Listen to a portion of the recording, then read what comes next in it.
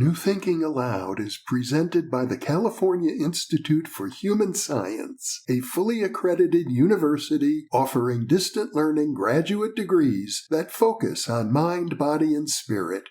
The topics that we cover here. We are particularly excited to announce new degrees emphasizing parapsychology and the paranormal. Visit their website at cihs.edu.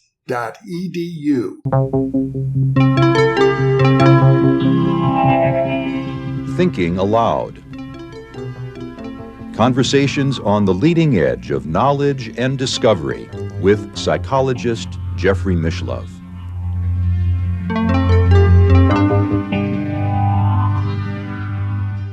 Hello and welcome. I'm Emmy Vadnais, co-host with Jeffrey Mishlove.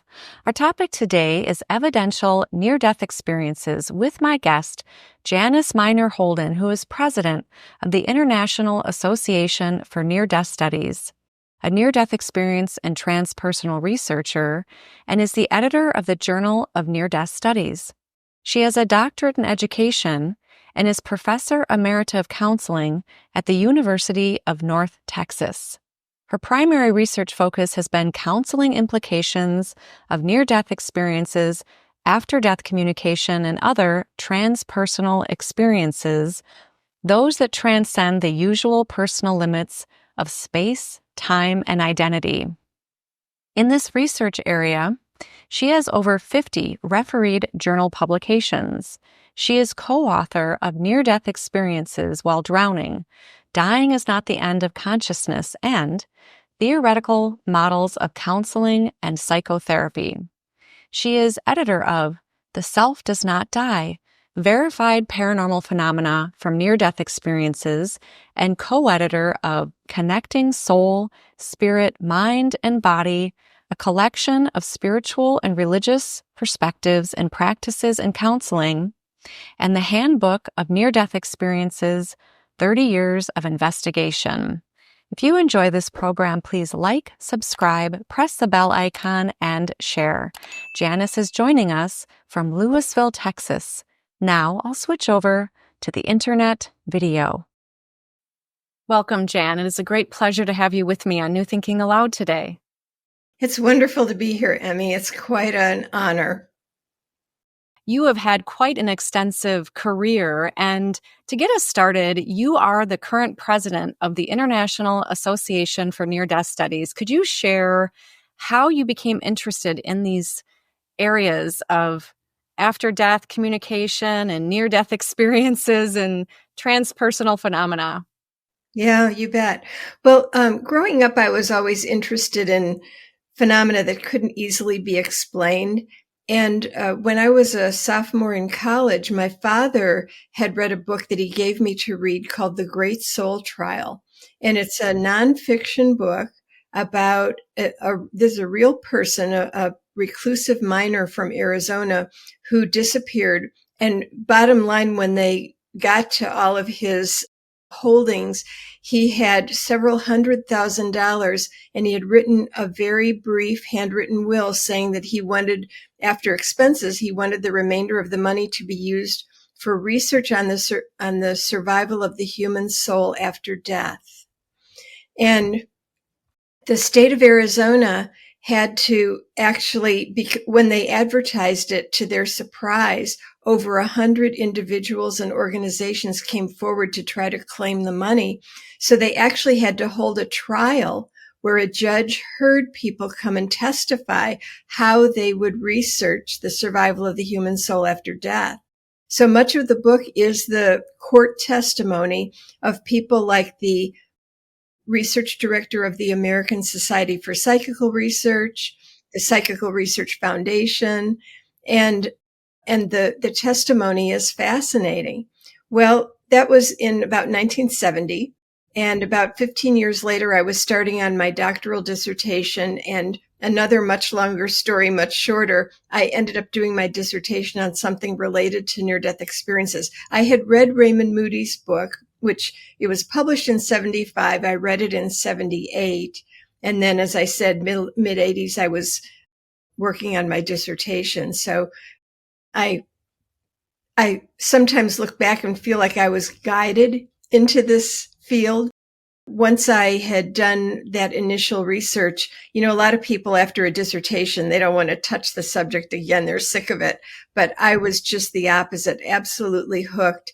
And to this day, as a member of IANS, the International Association for Near-Death Studies, one of the things that we do is send out what we call a monthly NDE. We have a volunteer who combs through our archives of NDE narratives and finds ones that have some particular interest.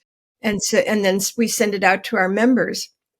When I see that come up in my email, to this day, despite all the hundreds of NDEs that I've read and people I've interviewed and heard in presentations, and I still almost always drop everything and read that account of a near-death experience. It continues to just be endlessly fascinating to me. Yeah. Have you yourself had any experiences related to these phenomena that you would like to share that have compelled you forward all these years? That would be a whole nother interview if I were to tell you about all the experiences I've had.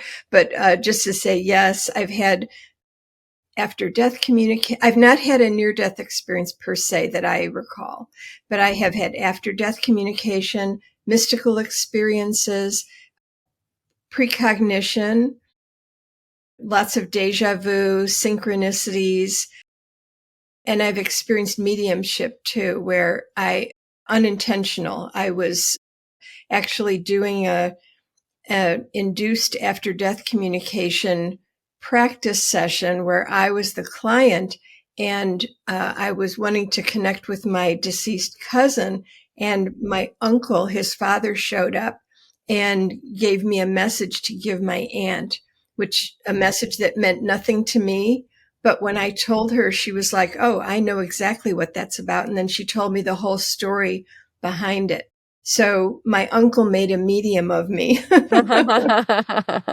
So yeah, I've had many of these experiences, and I think that really helps in studying like NDEs. I haven't exactly had that, but I've had NDEs include a lot of like after death communication, mystical experience, and so forth. So I can definitely relate to people. Yeah. Do you want to share for our viewers and listeners sort of an overview of near-death studies, research, or the history of it? So a kind of an overview of the field. It really begins in 1975 with Raymond Moody's book, Life After Life. And in that book, he coined the term near-death experience. And that book is credited with opening the contemporary field of near-death studies.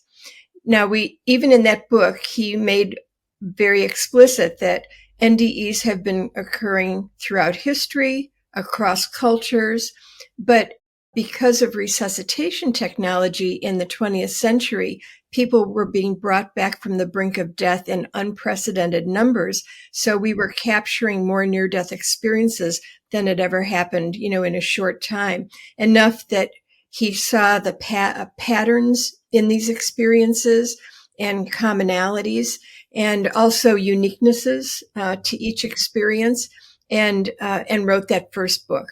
So that was like virtually now 50 years ago, right? And in overall this time, lots of researchers have come in and conducted many studies, controlled studies, and what we now know is a great deal about the contents of the experience and the after effects of the experience and the demographics of experiencers and all of that.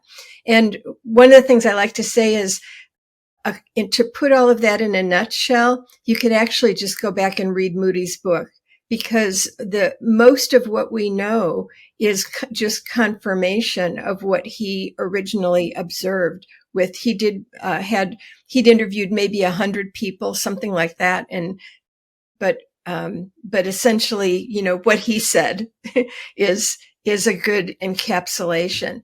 But to bring people really up to date, a really good summary now is Bruce Grayson's book, After.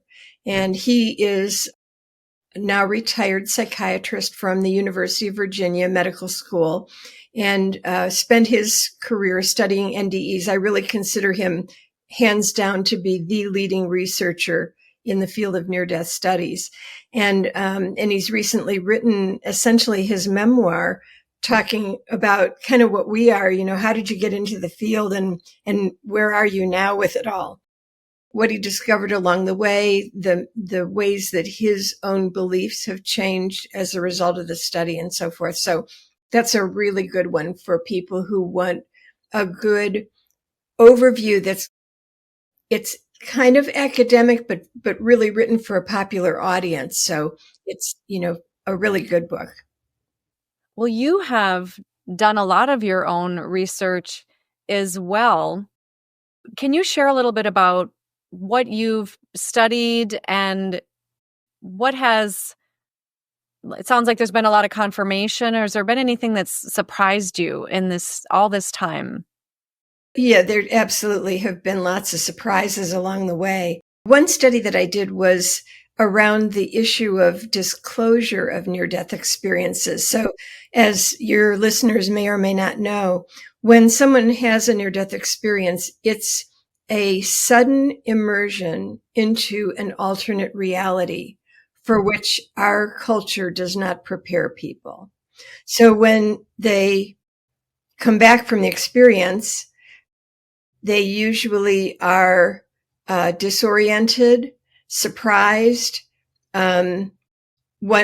questioning their sanity, and because the experience tends to transform people so profoundly and instantly, both instantly and over time, that people have challenges integrating the experience. And one study, not mine, indicated that on average, it takes somebody 7 years to feel completely at peace with having integrated the experience, which also involves, changing their lives a lot.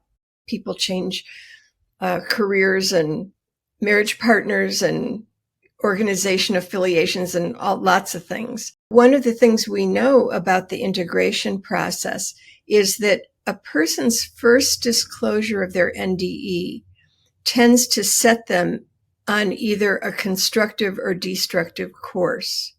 So when they first disclose it, whoever the confidant is that is listening, how they respond plays a really important role in the NDEer's own process.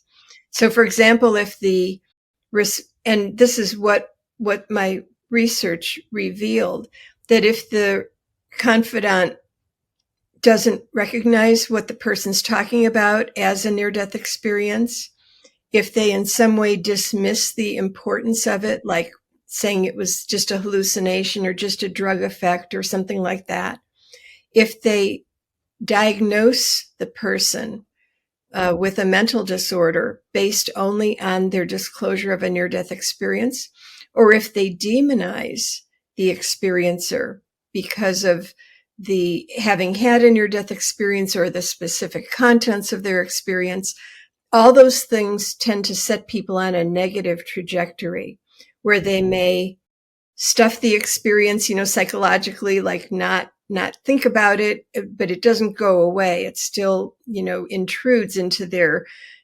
awareness. It makes it harder for them to make meaning of the experience and, as I said, integrate it, get to some place of peace with it.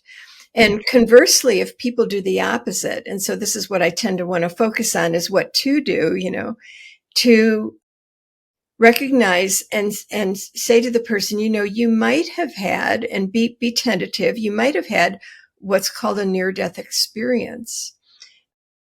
And that label can be helpful because it tells the person that a lot of times people feel very isolated because they may not be aware of NDEs. And so this tells them that this is a thing that other people have. They're not alone. And then not dismissing it as, trying to explain it away as a drug effect or that sort of thing. Not pathologizing the experience or the person, not demonizing them. And what I can say is that there is empirical evidence for those positive responses, that it's helpful to people to get a name for their experience. It is helpful for the importance of the experience to be acknowledged, helpful. And we know from research that there's no relationship between near-death experiences and mental disorder. It doesn't mean that people with mental disorder don't have NDEs. They do, but just at the same rate as people without mental disorder. And regarding the demonizing thing, a study I did on after-death communication, but I think relates equally here, was about the extent to which after-death communication resulted in what this one passage in the Bible calls the fruit of the Spirit. And it's kind of the litmus test of what does and doesn't come from Holy Spirit. And if after an experience, a person increases in these things, in these fruits of the Spirit, then the experience itself is known to have come from Holy Spirit. And after death communicators say greatly that the experience increased their sense of love, joy, peace, patience, kindness, goodness, faithfulness, gentleness, and self-control. And that near-death experiencers say the same thing. I haven't specifically researched that, but they say the same thing. So we know that there's no empirical reason to consider near-death experiences to be, evil or of the devil, that sort of thing. So one of the things that surprised me in that study was that we had participants, we had 88 near-death experiencers in the sample, and they ranged from somebody who had had their NDE in the 1920s all the way up to somebody who'd had them just before 2010. And one of the things we asked, how helped or harmed they felt by their disclosure experience. And what was surprising to me is that people who'd had their NDEs in the 20s, 30s, 40s were just as likely to report harmful experiences as people in the 1990s, all the way up to 2010. Even though since 1975, and especially since, 1990, there's been a lot out in the popular culture about near-death experiences and so forth, but it doesn't seem to have filtered down to healthcare providers, that they're less likely to respond in these harmful ways. So that was really surprising to me and just underscored, that's one of the big purposes of IANS, is to promote, to advance, our mission is to advance global understanding of near-death and related experiences. And we still have, through research, education, and support, and we still have a lot of work to do. We definitely want to talk about the evidential or veridical near-death experiences. Yeah. But I just want to take a moment and just talk with you a little bit about how common near-death experiences are. So when somebody is resuscitated or is close to death, but then comes back, what percentage of people, it seems, have those or don't have those? And of the people who do have them, how many report positive benefits versus distressing experiences? Yeah, great question. So what we know now is that of all the people who survive a close brush with death from any, whether it's an illness, an injury, accidental or self-inflicted, no matter what the circumstances, about 80 to 90% will report that they don't remember anything from the close brush with death or don't remember anything unusual. 10 to 20% of people will say that what they recall is that during the close brush with death, they found their consciousness functioning apart from their physical body, observing the material world, usually including their deceased body, but not always, and and or interacting with beings and environments not of the material world. And the beings could be deceased loved ones or spiritual entities, sometimes identifiable, sometimes not. Altogether, the best estimates we have are that perhaps 5% of the world's population have had a near-death experience. Now, that said, NDEs do range in their intensity. Can I just clarify really quickly? So 5% of the entire world's population are those who have had a brush with death? Yeah, of the entire world. If you take that 10 to 20% who've had the NDE, they constitute maybe up to 5% of the world's population. So it's a lot of people, but it's important to remember that that includes people who've had, relatively shallow experiences. And I don't mean that in a judgmental way, but just a descriptive way, that early on in the field, one of the really great things that Bruce Grayson did was develop the NDE scale that indicates the presence and intensity of an NDE. So a person can have a relatively low intensity experience where, like, I was just speaking on this the other day and showing a video that I had recorded some years ago of a gal who was in a car accident. She swerved to avoid hitting a dog. Her car rolled over 3 times and landed on her head. During the time that she said, from the moment the tires left the road surface to the time the car landed on her head, she was up in the trees. It was absolutely peaceful. She heard the birds. She heard the wind, felt the wind rustling through the leaves. She could see the accident, she said, kind of in her lower visual, but it was kind of like no more interesting to her than the sound of the birds. She could see people, as the car started to roll over, people, slammed on their brakes on the roadway, jumped out of their car. So she could see that starting to happen. And then the moment that the car landed on her head, she was just back in her body. So that would score pretty low compared to somebody who, let's say it could be her, the exact same circumstances. We don't know why. This is one of the things we don't know, is why some people have NDEs and others don't, and why the quality of them varies from individual to individual. But it could be that this person would then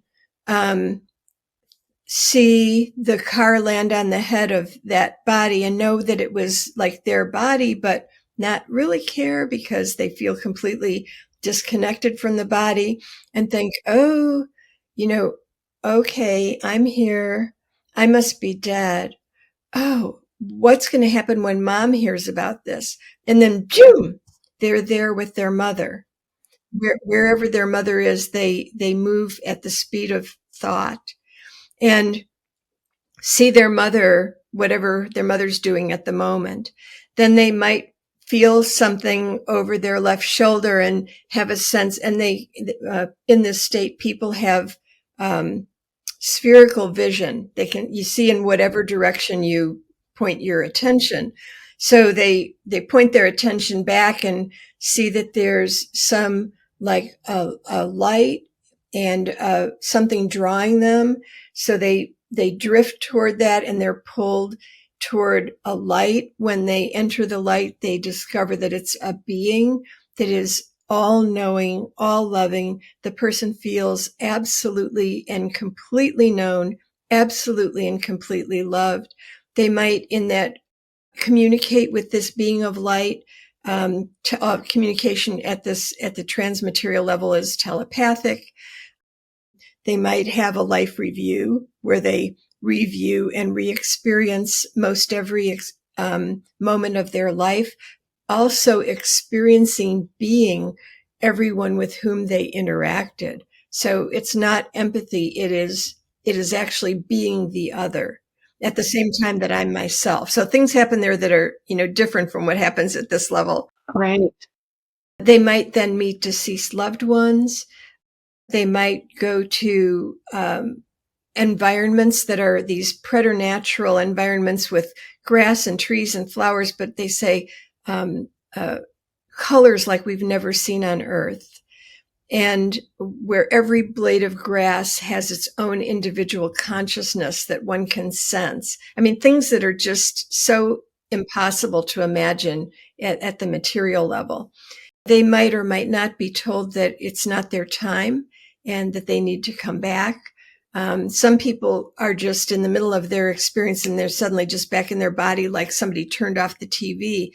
And others are told they're going to come back and are amenable to that. Sometimes people are not. A lot of times people aren't because it feels really good there. And they're often shown that their survivors on Earth are really going to be fine without them. So they may not want to come back. But when they do come back, when they choose to come back, it's virtually always because of a love relationship where they feel like they still have a role to fulfill with one or more living, physically living people. So, sometimes people are shown their future. Sometimes they're shown past lives. There's just a lot that can go on in an NDE. But the thing that's really important about it is that almost always people will say the experience was as real or more real than this reality. And that it was an absolutely lucid experience where they often were surprised that they had all the faculties that they had in their physical body and more. So that's a kind of an overview of the experience itself. And when people come back, they often say that I can hardly think of a case where a near-death experiencer was talking to me and didn't at some point say, "This is so hard to explain," because language was meant to navigate this reality, not that reality, which has just very different rules of operation. So the experience is ineffable. And people just do the best they can with what they have to describe it. Now, one other thing I want to say before I stop yammering on here is that the word near-death experience, it was that, Moody coined the term because he saw this in people who had survived close brushes with death. What we now know is that actually this same experience, no significant difference between these circumstances. They happen in a variety of extreme circumstances.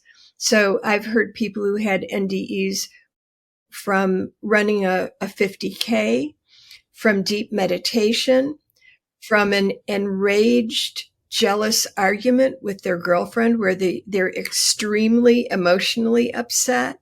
And so it could be extreme relaxation, extreme exertion, extreme emotional upset. It seems like extreme circumstances seem to facilitate this. And probably the most reliable one is, coming close to death. And especially if you have a period where your heart stops and your breathing stops and you're, within 20 seconds, cardiologists tell us there's no measurable brain activity. And yet people go on to have these lucid experiences during that time. And there also have been studies that sort of timestamp.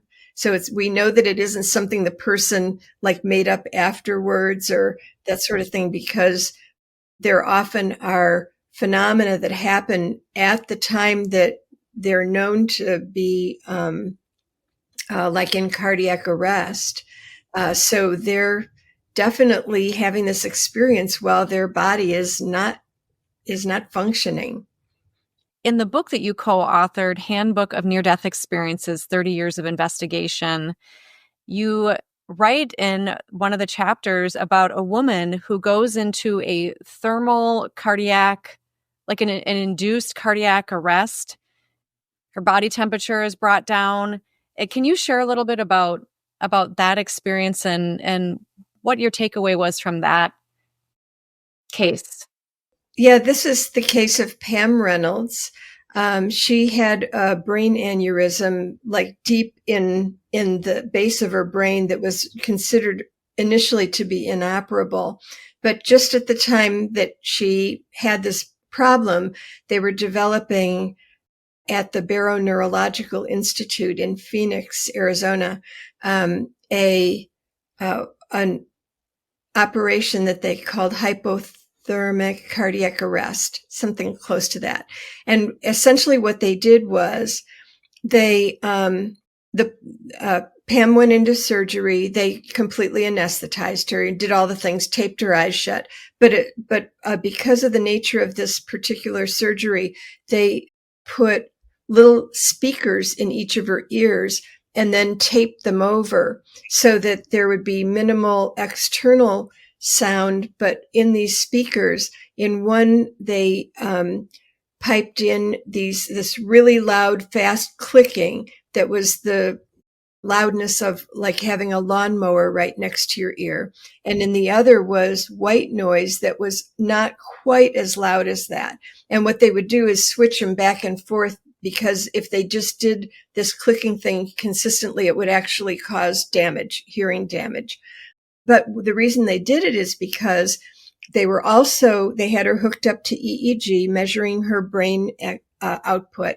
And the last thing to go when a person is losing consciousness is sound. So they can see on the EEG, the clicks, it's going like this on the EEG. And then when that goes flat, but they know the clicks are still happening, they know that she is gone, So what they did was, after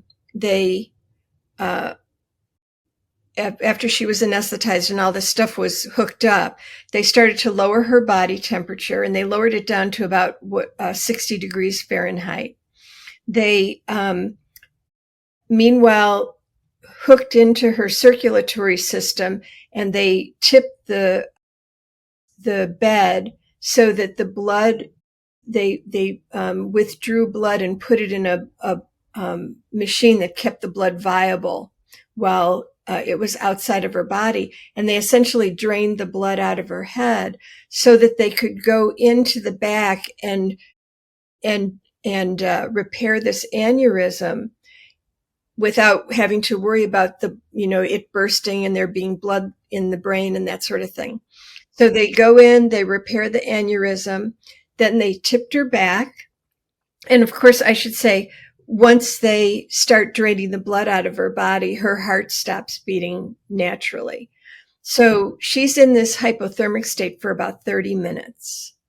And then when they're done, they lay her back down, start pumping the blood back in, warming up her body, and eventually they shock her heart to get it going again. And then she's good to go. Well, after her NDE, she reported a very profound near-death experience.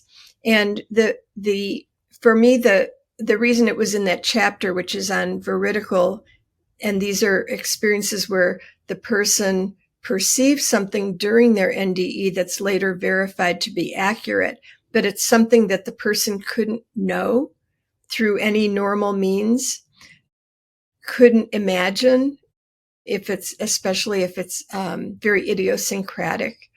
And what she reported was that when the surgeon was about to open her skull, now I should say that they had not, that he was only opening her skull to insert a teeny tiny camera to look at the aneurysm and make sure that what they were about to do was the right thing to do. And so she was still getting hooked up and we hadn't started the hypothermic kind of thing yet.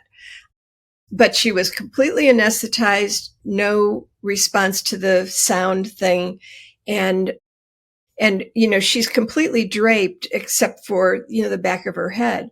So the surgeon takes the cranial saw, and, your listeners might think for a minute, what do they think a cranial saw looks like? and just get an image in your mind of what you think it looks like.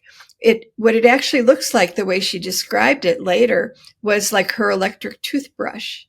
It's actually sort of a drill, or like a Dremel. No, not Dremel, but a drill. And it drills and cuts into the cranium. And she was a musician, and she said that what really drew her out of her body and started her near-death experience was the sound of this drill that was like a high D. And she had perfect pitch. So she said it was a D, and so the last thing she remembered, she was counting backwards, for the anesthesia, the way they do. And then suddenly she's out of her body. She's just over her surgeon's left shoulder. She's watching him with this tool that she thought, what is that? It looks like my electric toothbrush. She looks over and sees what she said was sort of like her father's socket wrench set with all these different attachments. And she hears this conversation. She hears a woman down in the groin area of her body saying, it's too small. And her surgeon, Robert Spetzler, says, try the other side. Now, she doesn't know what that means. All she's thinking is, why is there somebody fiddling down in my groin area when this is supposed to be brain surgery, It's a fair question. It is a fair question, which I'll explain in a minute. But then she went on to have a transmaterial aspect that wasn't verifiable. But the things, that she had seen and heard were verifiable. Afterwards, when the person who really researched this is cardiologist Michael Sabom from Atlanta, Georgia, and when he was interviewing her and the medical personnel and all that, and finding out, like, he doesn't do cardiac surgery, so he kind of thought, what is she talking about? An electric toothbrush.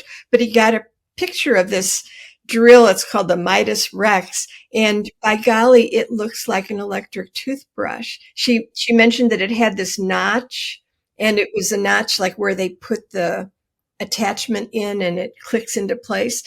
And Spetzler confirmed that there's this, all these attachments over here in a tray, but he said everything remains covered up until the moment it's needed. And so that was when she was wheeled into the operating room. Not that she could have seen it anyway, because it wasn't at the right height, but even if she had looked over there, all she would have seen was a drape over something, that was nondescript. And about this conversation, down in her groin area was the cardiac surgeon. Spetzler's the brain surgeon. This was the cardiac surgeon who was hooking her up to the heart-lung machine. Well, they do it through the femoral artery, down in the groin area. And so she had started on one side and found the artery or vein or whatever they used to be too small. And that's why Spetzler said, try the other side. She went to the other side and she's like, oh yeah, this one's good. And they were able to proceed with the procedure. So it's something, there were several things there that Pam was completely unaware of prior to that. How could she have seen these idiosyncratic things unless she was truly outside of her body? How could she have heard this conversation that just happened normal volume when she had these noises being, piped into her ears really loudly? And that remained through the whole surgery, because that's part of how they monitor that the person's remaining completely anesthetized. And so, and interestingly, Pam has passed already, but I so wish she was here to answer my question, because no one ever asked her, to my knowledge, explicitly, did you hear any clicking or white noise or anything like that? All she ever said was that she heard this conversation very clearly. So it's inferred that she wasn't hearing anything that was going on physical. She was hearing through her consciousness. There's a kind of a funny story that I talked a little bit about that miner from Arizona. His name was James Kidd, and that, well, eventually, long story short, the money from that went to the, originally it was awarded to the Barrow Neurological Institute. And this was back around 1970. And then the American Society for Psychical Research and the Psychical Research Foundation paired up and filed an appeal, and they ended up getting the money and doing some research on some stuff. And so the Barrow won and then lost that money. Well, this surgery that Pam went through in the mid 1990s happened at the Barrow Neurological Institute. So they inadvertently ended up fulfilling James Kidd's will by producing one of the most credible cases of veridical perception, showing that consciousness functions apart from the physical body when the body is temporarily dead. And so it's kind of a cosmic irony. Yeah, definitely. Yeah. Among many things, what's also really unique about you, Jan, is that you have counseled many people with near-death experiences, after-death communication, and other types of transpersonal experiences. Can you share some other stories of veridical or evidential near-death experiences? My knowledge of veridical near-death experiences doesn't come from the people I've counseled. A young man is writing an article for the Journal of Near-Death Studies, and I'm working with him on it. So we Zoomed the other day, and he was telling me about his father's experience, in which the father, part of the experience was that the father saw this little white church, and his deceased sister had come into his near-death experience, and then he saw this little white church, and he didn't know why that was in there. But his sister's husband was still alive. So he eventually talked to his brother-in-law and told him that he had seen his sister, his brother-in-law's wife, that she was well and whole and just, in such a good place. And he told the whole story of his NDE and mentioned this church. And his brother-in-law said, well, that sounds like the church where my wife and I were married. And the near-death experiencer had not been to their wedding. He couldn't attend it. And all he'd ever seen was pictures of inside the church, not the outside of it. So his brother-in-law sent him a photo of the church. And when he looked at it, he was like, "Oh my gosh, this is the church in my near-death experience." So it's like his sister was sending that image as a way to confirm to her husband that really was her, and also secondarily prove to the experiencer that the experience was real. Not that people tend to doubt it, but it was very confirming. So I do hear stories like that, that involve veridical perception. But some of the most evidential cases really come from the literature of people who've done studies and encountered veridical perception in the course of their studies of near-death experiencers. So, for example, Bruce himself, the way he first got into the field was that he was an intern and in medical school, and he was on call one evening, sitting at home, eating a plate of spaghetti, and his beeper was right next to him, and it went off, and it startled him, and he splashed spaghetti sauce on his tie. So he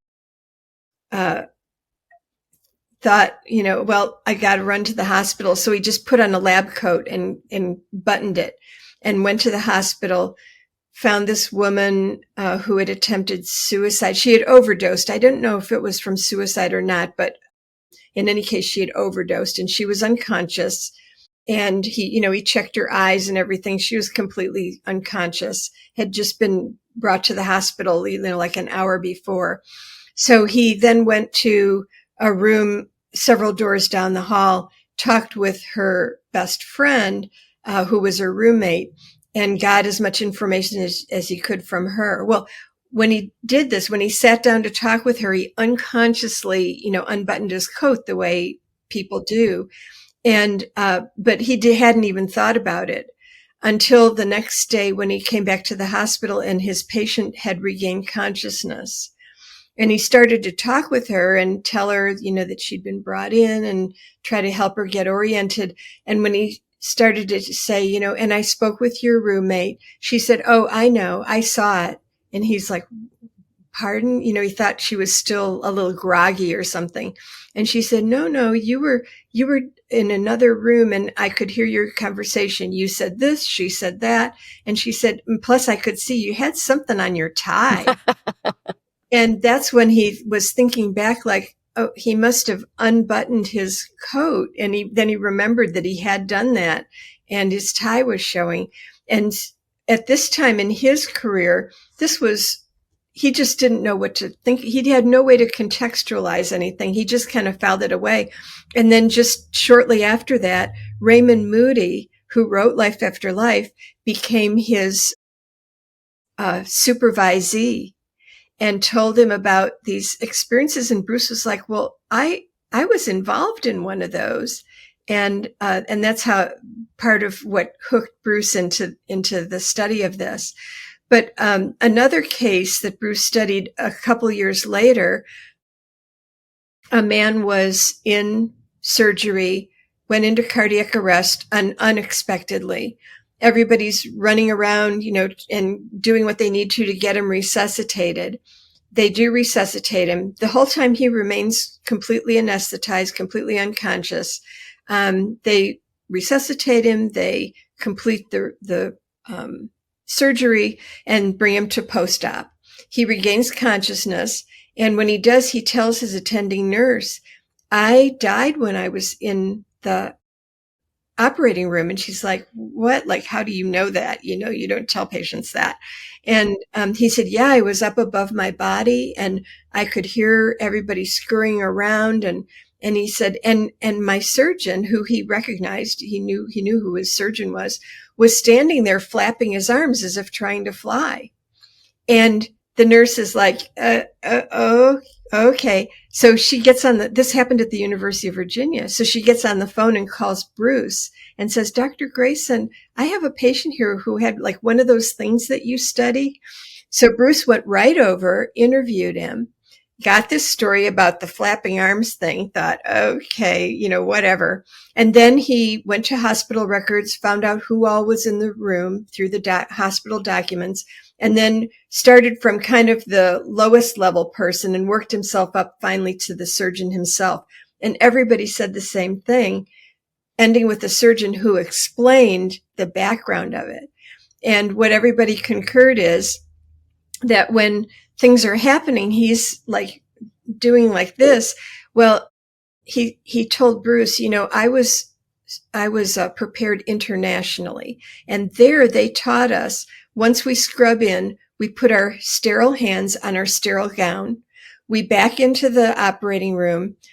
Our team does all the preparatory work while we wait. And then when it's my time to come in and do my thing, that's the only time that I remove my hands from my chest to do my part of the surgery.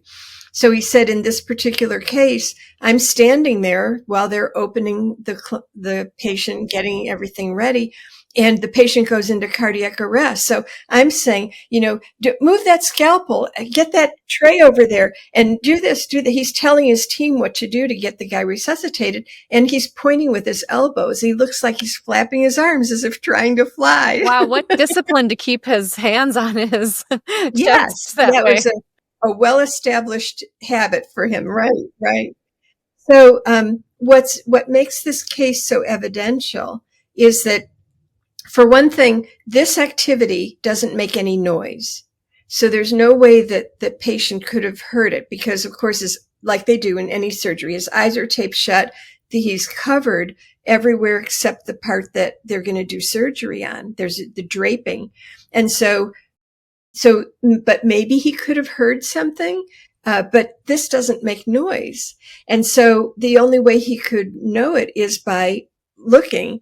And how could he look, quote unquote, if he's laying there dead with his eyes taped shut and his head draped over? And such an idiosyncratic thing, and something that it was kind of like when Bruce would ask people, they'd go, oh yeah, he does do that. So it's not something that they like talked about, or it was just some weird thing that this one doctor did that people just didn't even think anything of anymore. But certainly if you're seeing it for the first time, it looks very curious. So all these factors suggest that the person's consciousness was really outside their body, perceiving from that perspective. And that's what makes, most near-death experiences don't involve veridical things that can be proven accurate or not later. But these cases that do indicate that the cases that don't are still just as believable. Over 120 cases of veridical perception have been collected into the book, The Self Does Not Die. And the tagline of the book is Verified Paranormal Phenomena from Near-Death Experiences. And if you want to hear another story or two, I can tell you. Well, one of them that I especially like this one, because again, it's verified by medical records. This woman is in surgery, goes into cardiac arrest. And they resuscitate her, finish the surgery, and take her into post-op. She regains consciousness, and then she reports that she also knows in this case, it was when her own surgeon came to check on her well-being that she said to him, I know that I died in the operating room. And he's kind of like, oh, because of the liability thing and everything. But that wasn't what she was at all about. She said, yeah, I was up above the ceiling. I could see through the ceiling, and I could see into the adjacent rooms, and I could see what you all were doing. This person was standing here. This person was doing that. And that was all accurate. And that's kind of like, for those of us who study veridical perception, that's kind of like, oh, okay, tell me something more interesting. Well, she did. She said, while you were doing that, I could see into the adjacent operating room, and there they were amputating a man's leg. And when they finished, they put the amputated leg into a yellow plastic bag to dispose of it. Now, her surgeon didn't do amputations, so he was not familiar with this specialized operating room that was next door to his. And at this time, it was a couple hours after the surgery. It so happened nobody was in that room. He went back to the hospital records. Let me say it the way it unfolded. So he went back to hospital records. He confirmed that that's what they were doing in that room. And then he could see that the room was empty right now. So he peeked inside, and there he saw the yellow plastic bags they used to dispose of amputated body parts. So once again, he didn't even know about it. So it's not as if he could have been mentioning it to somebody or, that sort of thing. And it was, very specific and very idiosyncratic and so forth. So it, again, was very evidential. Now, the two cases I've told you had to do with perception of the material world. There are cases of people who, like there's a case of a woman who she was working overseas and not in very close contact with her family. While she was overseas, in the couple months, her country had been to war, and her brother enlisted in the service. And so meanwhile, she's overseas, she has a medical crisis, she has a near-death experience, and she perceives her brother in her near-death experience standing in his uniform, like smiling at her and welcoming her, but saying, that she can't stay. So she, recovers from her illness, of course, remembers this and contacts her family to find out that her brother had just been killed in a battle about a week before. And they hadn't been able to get a hold of her, or for whatever reason hadn't notified her yet. And but she saw him in her NDE before she knew that he had physically died. And so that's a case of where the veridical aspect is transmaterial. She was meeting somebody who was not in the material world, but could be verified through material evidence. Yeah. So this book, The Self Does Not Die, has like over 120 cases like this. Most of them are reported by the physicians who were in attendance when the person had their medical crisis and their near-death experience. So a lot of them are verified with medical records, and people sometimes wonder whether near-death experiencers are telling their stories to get attention. And the same could be asked, is this doctor doing this to get attention? Well, trust me, in the medical world, reporting on something like this does not get you points. The medical world is still dominated by materialist philosophy that everything is physical, this other stuff is nonsense. And so they're actually disincentivized to report things like this, but they feel compelled to do it because they're so struck with the experience of, this person. There's no other way to explain it except that their consciousness was really functioning outside their body. Those are truly incredible stories. I realize, asking you about your counseling clients, that you probably can't share their stories unless they gave you permission. Yeah. But I am wondering if you can share a little bit about any themes or what you gleaned from all those years of counseling people with these kinds of phenomena. That's another great question. What I've really gleaned from working with people who've had transpersonal experiences is that, first of all, they either don't have a means to contextualize their experience and make sense of it. So they kind of compartmentalize it as, I don't know what that was. Or they decide to do research and find out that what they experience is something other people have experienced. And usually after effects of these experiences, people become really interested in researching them. And sometimes the important process is them really grasping what they experienced in order to make sense of it. And sometimes they've already grasped it, but they're still making sense of it. And kind of an analogy I use is mining the gold of the experience, because these experiences tend to be comforting, engender not just faith, but knowing in that consciousness survives death and the loss of fear of death that accompanies that. The sense in the case of after death communication that the deceased loved one continues to exist in another dimension, and that contact is possible. It may not be frequent. It might be frequent, but usually not. But also the hope that comes with the reassurance that comes with the sense that I'm going to be reunited with this person when it comes my time to leave this earthly coil.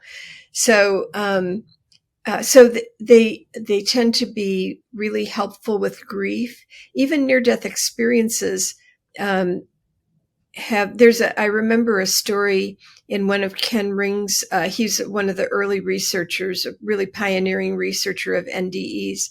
And this woman had her NDE associated with childbirth. And in her NDE, she was accompanied by a spirit who was not, she said she knew this person intimately, but didn't have a name for them. And she described them as the best friend she'd ever had. And this spirit told her that in 3 days, the spirits, would be coming for her baby daughter. And that, that she would be well, she would be fine with them. Well, at this moment, the woman is in her NDE with them, and she's feeling wonderful and fantastic. So this is it's distressing to hear the baby's going to die, but very comforting. The baby seems fine. She can't figure this out. But in 3 days, something happens all of a sudden, and the baby dies. And so she is, of course, sad, but never really deeply grief-stricken. And she's writing this letter to Ken Ring, and she says, my friends think that I'm just so strong. But the reality is that something that if I tell them, they're not going to believe it, but I know where she is, and I know she's fine. In a little way, I envy her. And she says to Ken Ring, it feels so good to be able to tell somebody the truth, that I'm not indifferent and I'm not strong. I just know where she is. So it really affected her grief in a very positive way. And apparently she didn't feel comfortable to share her experience with her friends or family. That's right. And that's not uncommon because, again, our culture is not really well educated about NDEs, and people listen to these stories and think that they're really, weird, and that it must have been a drug effect, or you must be a little crazy, or that sort of thing, and not realize that it is an experience of an alternate reality that is very different from the one we live from day to day. So another thing that I've definitely gotten from clients and students and, lots of people that I've talked with is just their gratitude to be able to talk with someone who really gets it and doesn't get sidetracked by ideas of pathology or evil, and really focuses on, what do you make of this experience? And how do you want to go forward in your life now that you know the things you know from your near-death experience? Those are the really important questions to ask. And have you found commonalities among those answers? Absolutely. Yeah. One of the things, what NDEers tend to say is that, I lead a local group that meets once a month for people who've had near-death or related experiences or interest in them. And we just had our meeting last night, and we had a near-death experiencer, and he was talking about the same thing, that we're here to love and to advance in our capacity to love, and also to learn. So loving and learning, but loving absolutely is number one. Actually, that's why I'm interested in veridical perception, because think of a world in which this message is taken to heart, and people in everything from their moment to moment interactions with each other, all the way to global policy making, are motivated by what is the most loving thing to do, what will support the survival and thriving of the most number of people. What a different world we would live in. But people aren't going to believe the message if they don't believe that the experience is real. And that's why, for me, veridical perception is so important.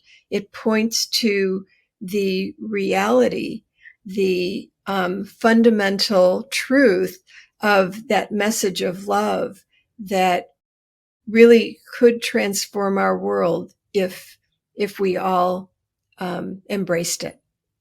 Yeah. Well, that is a very beautiful message, and one that is often shared among the world's spiritual and religious traditions, although not everybody literally takes it to heart, or maybe that's part of the evolution we're all a part of, is becoming more loving and heart-centered. Yeah. On that same thread, there is a lot of division among people because of different beliefs, spiritual and religious beliefs. Have you discovered any aspects of a person's near-death experience that indicate any particular religion or spiritual predominance or neutrality around that? On that question of, is there one right religion?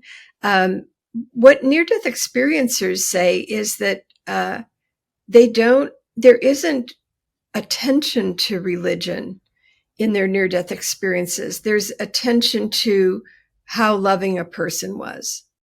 A lot of NDEers, after their NDEs, if they were involved in organized religion, they tend to move away from it and become more spiritual but less religious. And that's not true for everybody. I know some NDEers who became more religious, but the majority find that religion, it's not that they disagree with it, it's just that it isn't big enough to accommodate what they now know. They tend to see some truth in all religions and see religion as a path for some people toward true spirituality. But for them, the direct experience is, overrides any orthodoxy. Yeah. Yeah. In all these years, from the time that you began your studies in all of this to where you are now, have you feared death, and has that changed at all for you? That's a great question. I certainly can say that studying near-death experiences decreased my fear of death. However, I will say that a year ago, last spring, I did 3 ketamine-assisted therapy sessions for personal growth. And they were absolutely amazing.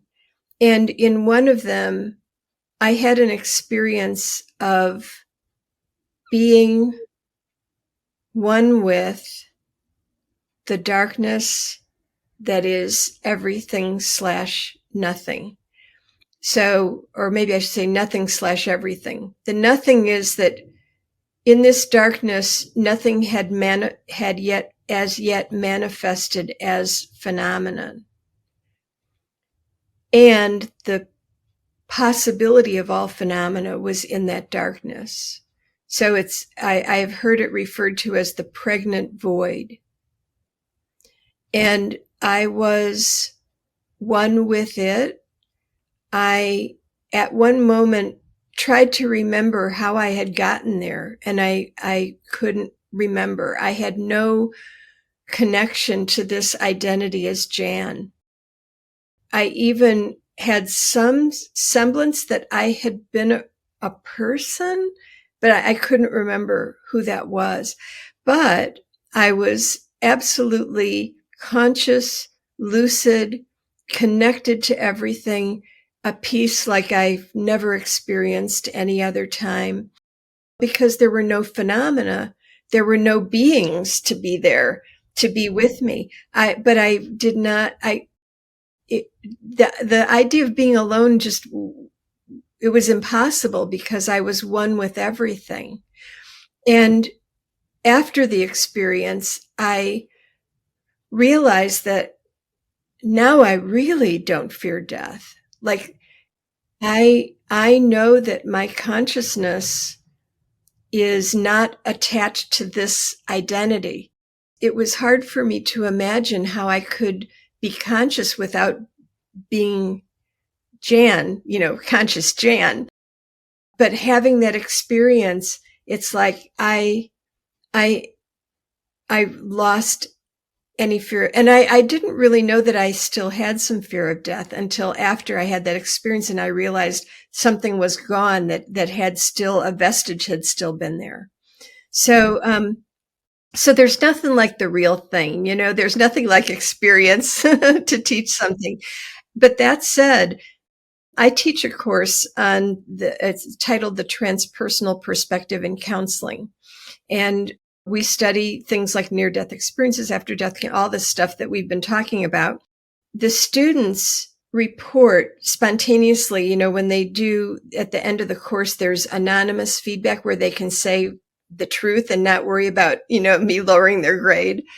And one of the things that they frequently say is that this changed their, reduced their fear of death, or some say eliminated it. And Ken Ring, who I mentioned before, he used to teach an undergraduate course at the University of Connecticut on near-death experiences. And he did research and found that the students definitely significantly reduced their reported fear of death following the course. So he called learning about NDEs a benign virus that, that you get the same effect as if you'd had a near-death experience, maybe not as intense, but, in that same direction. Yeah. Oh, that's awesome. So what is the next frontier in near-death studies, or what advice would you give to somebody who is interested in studying this? And also, do you have any projects you're currently working on at the moment? Yeah. Well, the project I'm working on currently, to answer your last question first, is collecting stories of veridical after-death communication. And I'm working with a team from the University of Virginia Department of Perceptual Studies. But for specifically near-death experiences and specifically veridical perception, there have been a half dozen hospital studies. I did the first one back in the mid-'80s. It was one of my early dissertation attempts that aborted because, for reasons that you're about to hear, in these hospital studies, what we're trying to do is capture veridical perception under controlled circumstances. So in that first study, I had 8-inch squares of the stuff you use on photo matting, 6 different colors, red, yellow, blue, orange, green, and purple. And each one, I hired an artist to take these squares and randomly, like one might be a red square with the number 6 and a star in the middle. And then another one might be a purple square with the number 3 on each corner and a circle in the middle. And they were all different numbers and symbols randomly and colors randomly combined. What we did was then plant these. I installed shelf holders about a foot down from the ceiling, corners of the rooms of Lutheran General Hospital in Park Ridge, Illinois, where the cardiac arrest was most likely to occur. And so we mounted these squares face up. So they're like a foot down from the ceiling, but facing the ceiling. And so definitely not visible from anybody, in the room. And what we hoped would happen was that somebody would go into cardiac arrest, be resuscitated, and then report to us that they had had a near-death experience. Their consciousness was up at the ceiling corner, which is we already knew from research that's the most common location if the arrest happens in a room. And that, as they were looking onto the scene, right under their nose was this like red square with a triangle and the number 7 in each corner. And like, what was that? Well, after 6 months, we had only one potential patient, and he was an Armenian immigrant who didn't speak good English. And so we couldn't really work with him. And so I had to abandon the study because I had to finish my degree and I couldn't wait forever. It's a good thing I did abandon it. My partner, Lee Jostin, who is a chaplain, went on and did the study for another 6 months, still didn't capture anything. And now, long story short, there have been a half dozen of these studies. The two most recent were multi-hospital studies overseen by Sam Parnia, who's a pulmonologist interested in NDE research. And the most recent one was really well designed and so forth, but we still have never captured under these controlled circumstances. And, we have a lot of ideas about why that might be, but I still believe that is a promising pursuit. It just takes a lot of money to do those kinds of studies. So I'm hoping that researchers are not going to just abandon that route of research.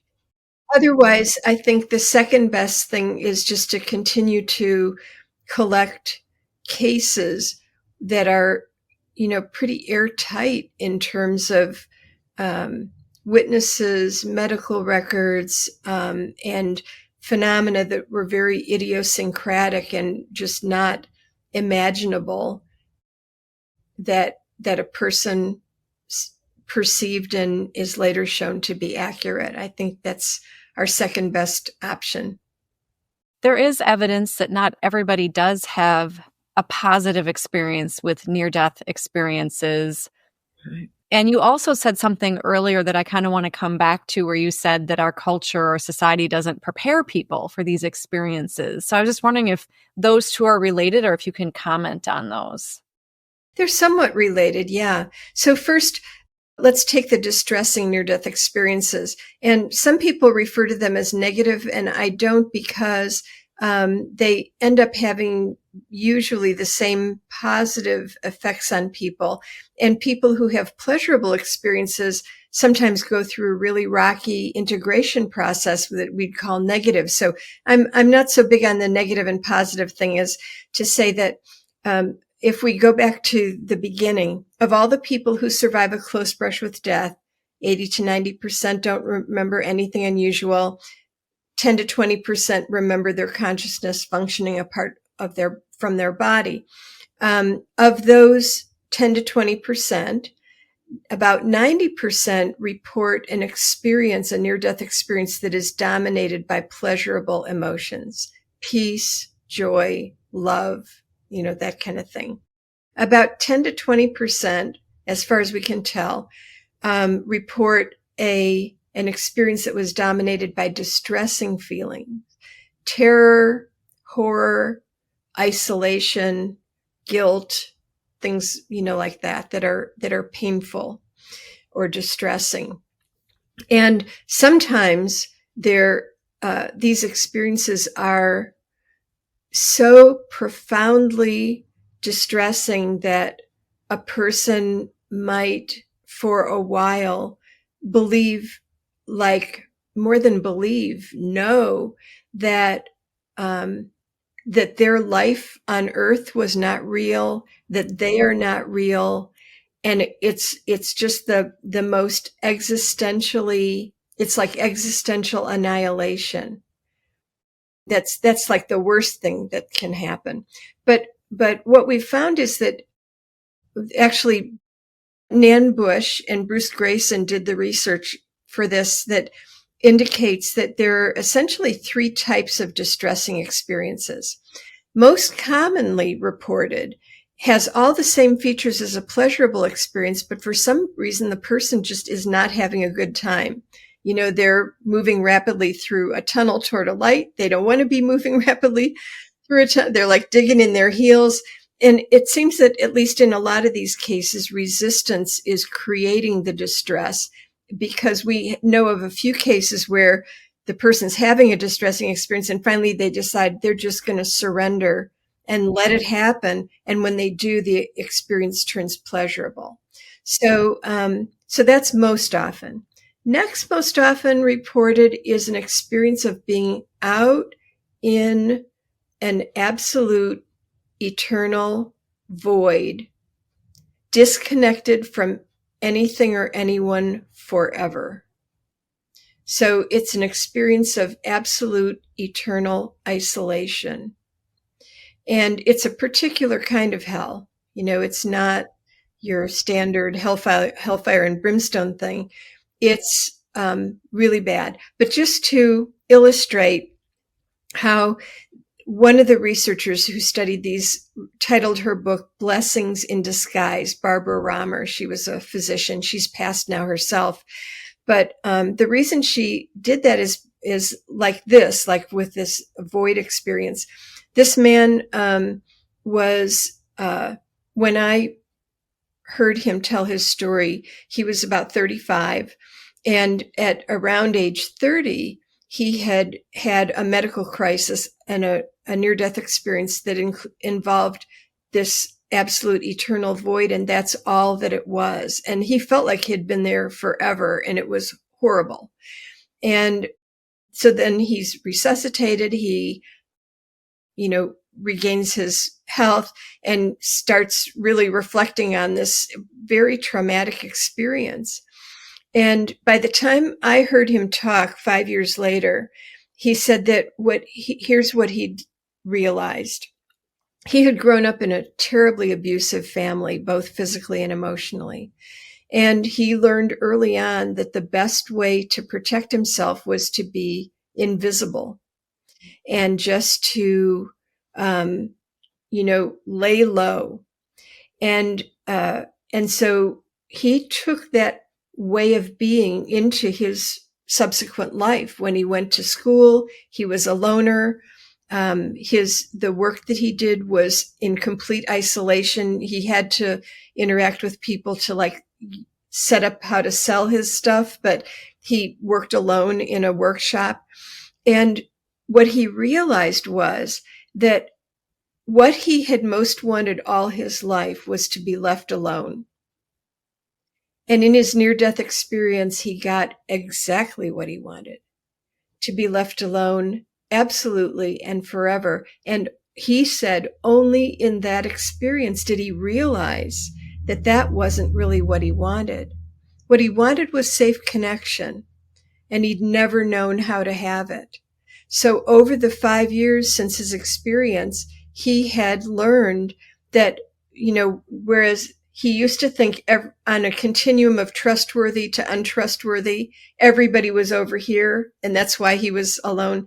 He came to realize that actually it's more like this, actually. Most people are pretty trustworthy and some media. And so he learned to be discerning and to find people who were relatively more trustworthy, and then learn how to relate to them, how to tell things about himself, ask things about themselves, the stuff that the rest of us learn in fourth grade, and he said he was in a support group for near-death experiencers. And he said, I would not be here today if it weren't for that experience. And I'm very glad I'm here today. So even though the experience sounds really awful, it gave him exactly what he needed for his spiritual advancement. And that's why this Barbara Romer called her book Blessing in Disguise, because a lot of people came out of their distressing experiences realizing that they needed to do some course correction or something in their life. This isn't true for absolutely everybody, but I would say most people found something really redeeming from a horrible experience. And finally, the least frequently reported are experiences involving some kind of torment. But even then, the torment, there's a near-death experiencer, Matthew Davell, and just to try to cut to the chase, in his NDE, he at one point hit this surface and split into 4 hymns. There was a hymn over here that was lying prostrate and weeping deeply, and then 3 hymns that were having experiences of encounters with people from his past, his present, and his future who were hurt by his actions. And he said that those encounters went on for 3 days and 3 nights without stop, and he didn't know if they would ever stop. But he had had a near-death experience as an 11-year-old. This happened when he was in his very early 20s. He'd had one when he was 11, and he met Jesus, and Jesus told him he had to go back and he had work to do. And as an 11-year-old, he's like, what does that mean? What kind of work? So while he was in this awful situation, it suddenly occurred to him to call out to the Jesus of his previous NDE, which he did. And he said, it's like this hand came down through the sky, reached for him, pulled him off this surface that he had landed on. All 4 hymns got coalesced back into one. He got pulled out. He had another conversation with Jesus, and Jesus again told him he had to go back. He had work to do. And ever since then, he's been the president of a suicide prevention nonprofit organization.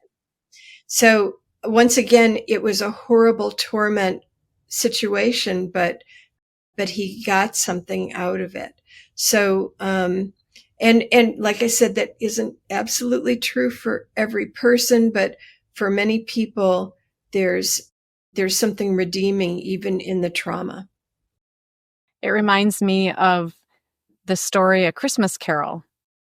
Yes, exactly. Yeah, a lot of in the near-death studies field, that's really considered to be a near-death experience, along with Dorothy and the Wizard of Oz. That was a near-death experience too, if you think about it that way. Yeah, yeah, and especially because I don't know how much you remember about the Wizard of Oz, but near the end, when she's still in Oz and she's captured by the Wicked Witch of the West, the witch accidentally starts on fire. Her dress starts on fire, and Dorothy, in an act of kindness, throws water on her to put the fire out, not knowing that water killed her.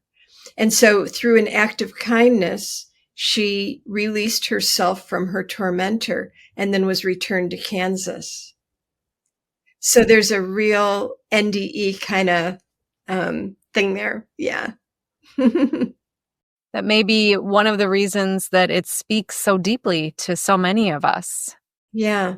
Could very well be. Yeah. Jan, you've shared so much today. Are there any final thoughts you have for this conversation about evidential near-death experiences? And I'm excited because I know we're going to have more conversations. There are a few things more to say about NDEs themselves, like the role of culture. People sometimes ask whether culture determines the experience. And without going into a lot of detail, I'll just say that what we know now is that culture plays a role maybe in some aspects of the quality of the experience itself, or in the ways that people interpret and talk about the experience. But there are some universal features that cut across history and culture. So they're not the product of culture. Well, you are a wealth of information on this topic, and I also know that you have co-authored a book with Bruce Grayson and others. I'm really excited to have more conversations with you. We're going to talk more about spontaneous and induced after-death communication in our next conversation. So thank you so much for being with me today. I've thoroughly enjoyed it, and I'm so grateful to be with you here today. Same with me, Emmy. Thank you so much. And for those of you watching or listening, thank you for being with us, because you are the reason that we are here.